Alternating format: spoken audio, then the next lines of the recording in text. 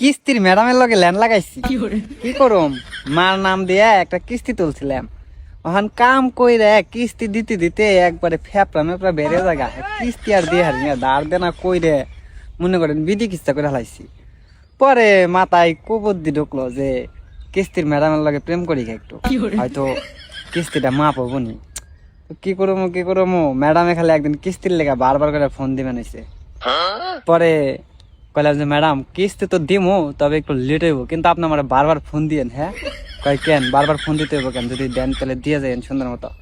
আমি কই না, আপনি ফোন দিলে আমার ভালো লাগে, আপনার যে সুন্দর কণ্ঠ, এই কণ্ঠ শুনবার মন চায়। আর যখন কিস্তি দিমু তখন কিন্তু আপনি আবার অন্য কাউরে পাঠায়েন না। কয় কি কইতেছেন এইগুলা? আমি কইলাম আরে আপনার দেখতে আমার ভালো লাগে, সেই ভালো লাগে, এতদিন কিছু কই নাই, আজকে কইয়াই দিলাম। কি লেগে জানি ভালো লাগতেছে না, ভাবতাছি যে ময়রা জানলা মনে হয়।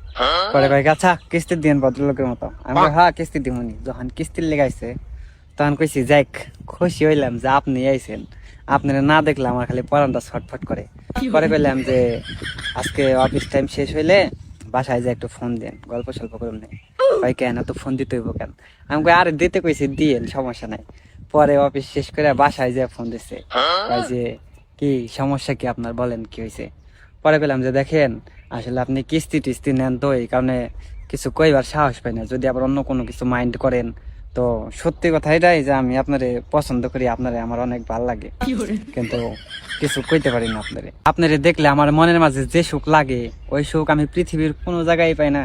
আর আপনার চোখ কি কম, একবারে হরিণের মতো চাহনি, দেখলে এই মনের মাঝে কিছু একটা হয়, ওটা আপনার আমি বুঝিয়ে কইয়া পারলাম না। পরে ম্যাডামে কয় ও আচ্ছা তাই নাকি, আপনারা আবার কি মনে করছেন যে ম্যাডামে পড়ে যাবো গা?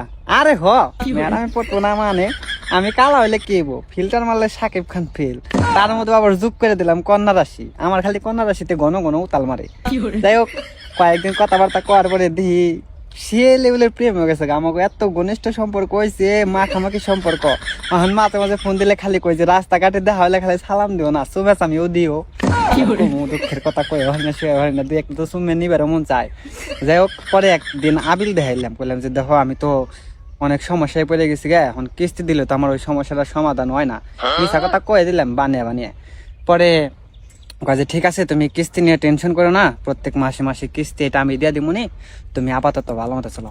এটাই তো চাইছিলে যে কিস্তি রেখালে মাপ ওই এই কিস্তি যখন শেষ হয়ে যাবো তখন কমু যে শুনো আমাকে তো বিয়ার সাথে করান লাগবো, এমনি করে আর কয়দিন থাকমু। আর এই কাম কাজ করে তো দিশা মিশা পাওয়া যায় না, কোল কিনারা পাওয়া যায় না, তাহলে বিদেশ যাবো। বিদেশ যাওয়ার লেগে তো এক টাকাও ক্যাশ নাই, যদি 4-5 লাখ টাকা লোন নিয়ে দিতে তাহলে মনে করো কোন রকম দাঁতে কামড় দিয়ে আমি বিদেশ পৌঁছি হারলে। তারপরে মনে করো কিস্তি কুস্তিও শেষ দিয়ে দিলাম, তোমার বিয়াও করে হারাইলাম। আচ্ছা ঠিক আছে এটা শেষ হোক, একবারে লাইন আইছে খালি মতে মতে কিস্তিটা শেষ হলে 5 লাখ টাকা লোন নিয়ে যাবো গা বিদেশে।